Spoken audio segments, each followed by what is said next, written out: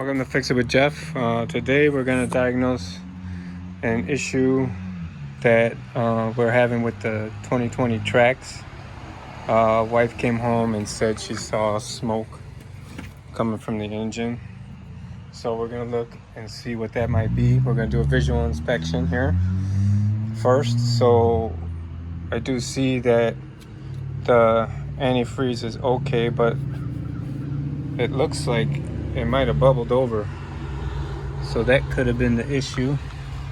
So we'll look down here. Yeah, there's like stains on the hoses. Antifreeze was bubbling over. So we got to figure out why the antifreeze is bubbling. You do see there's a leak. And there's antifreeze on the bottom. So we're going to go ahead and get this up to operating temperature. Now this particular vehicle does not have a temperature gauge, so we're going to hook up our diagnostic machine. And I just have a cheap one here, probably $50 from Amazon.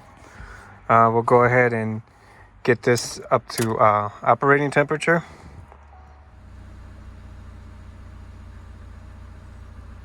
Okay. Go back to data stream. ECU1 will view all items. Keep an eye on our temperature. We should be operating anywhere between 190 and 220. This car is probably 190. So we'll let it get up to operating temperature and we'll come back. Okay, so we took it for a test drive.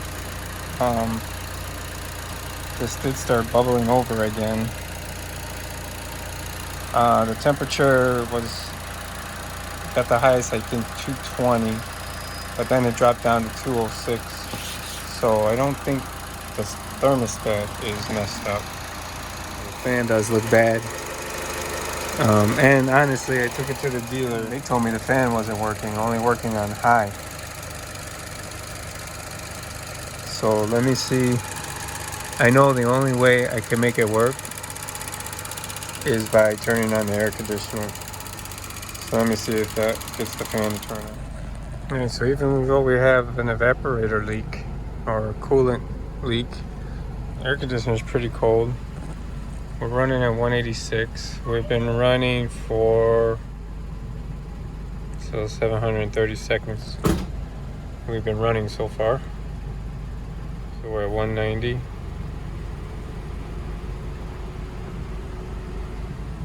Still okay, no check engine lights.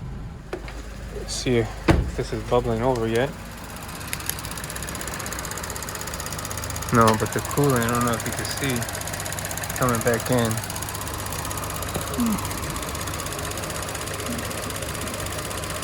You hear some clicking.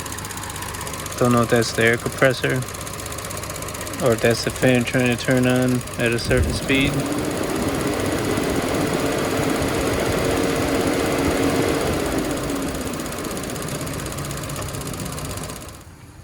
Okay, so we're able to figure out where it's leaking from, and it's leaking from the reservoir tank right here. I don't know if you can hear, but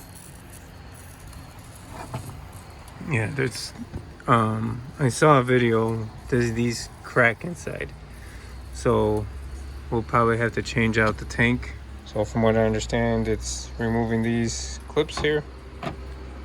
4 clips in the front. You can pull this back, and there's 2 10mm bolts under there. That's how you take the tank off. I don't think we'll have to change the thermostat, but we do want to change the fan or change these relays. So I'm not sure it's working at all. Alright, well, we're going to change our tank, and in the next video we'll show you how that is. So I hope you enjoyed this diagnostic. Wish we had a bi-directional tool and we can test these relays for sure to make sure they're working. This fan does turn on, so I don't think the fan itself is bad. I don't know, drop a comment down below. Let me know your thoughts if you've had any experience with your coolant system acting up on you. Till next time, Fix It with Jeff.